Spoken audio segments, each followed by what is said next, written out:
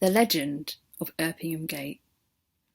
Sir Thomas Erpingham was almost cuckolded by his mate, killed a monk, and built a gate. This is his story. Tom and Joan were off to mass. Every Sunday, her in her hat and finest dress, they'd take the pews and the Lord they'd bless. They were in love with each other. It was clear to see.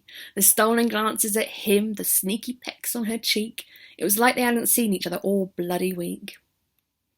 Brother John would sit and watch from afar, and dreamt of being the man in Joan's arms. But how could he be, when the couple loved each other so obviously? A note? A letter? A WhatsApp? A DM?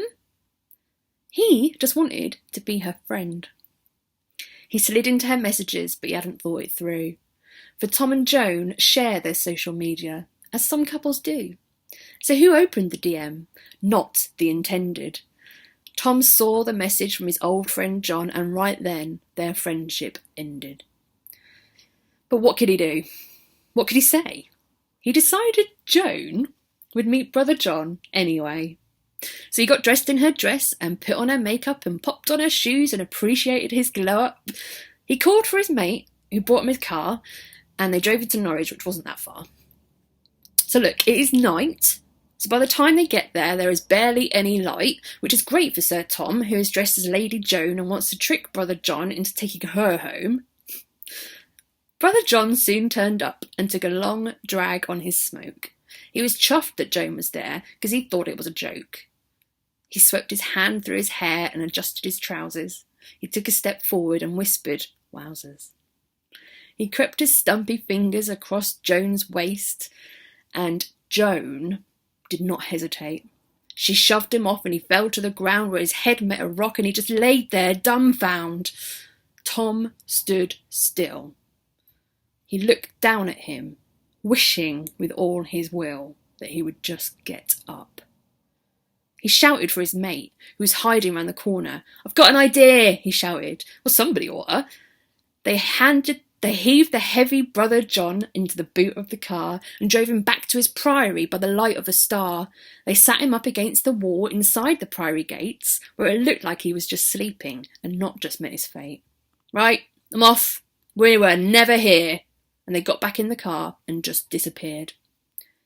Now, Brother John was known to like the ladies, so when Brother Richard saw him sleeping, he just thought he was being lazy. So he picked up a stone and threw it toward him. It hit John in the head, unbeknown to Richard, in the same spot of the rock that had actually killed him. Brother Richard freaked out, as he would, and he knew he would be banished from the brotherhood. So he heaved John's body over the wall and winced as he heard it fall. He paused for a minute, then looked for his keys, and did what any other sane person would do. He flees. Some time had passed, and it was now getting light, and Tom's mate drove back past and got a huge fright, for Brother John was on the wrong side of the wall. Well, this won't do at all, he thought, and wondered what he ought to do, for reasons known only to him, for he was known to be a little dim. He heaved John off the floor and shoved him through the driver's door. He positioned John into the driver's seat and placed a brick on the pedal instead of his feet. The car took off in a cloud of smoke, and Tom's mate wandered off, muttering, "What a joke." As for Brother Richard, he was driving along, wondering silently how he could right his wrong. He headed back to the ring road, mulling things over, when who should drive past him but Brother John in a rover. Now, Brother Richard was a man of God, and so he saw this as the nod that he needed to go back to the priory and confess quietly to the bishop and accept his lot. The bishop could not believe it. One of his own had killed another. "It's a sin to kill your brother," he cried. "Don't you see?" And he led Richard to the hangman's tree. The crowds were milling, all waiting and willing to watch a man drop to his death. Tom and Joan stopped by. They'd brought tea and cake. But when Tom learned of why Richard was about to meet his fate, he realised that this brother was to die for his sin, so he shouted and cried and made his way through the din. "Hangman, stop!" he cried. Whatever you were told, it's a lie. I am the man who killed your brother, but it were for reasons like no other. Sir Tom visited the bishop, and in front of him he kneeled, and the whole sorry story came out in one long spiel. The bishop took his time in thinking about what to do, and finally he said, "Okay, you.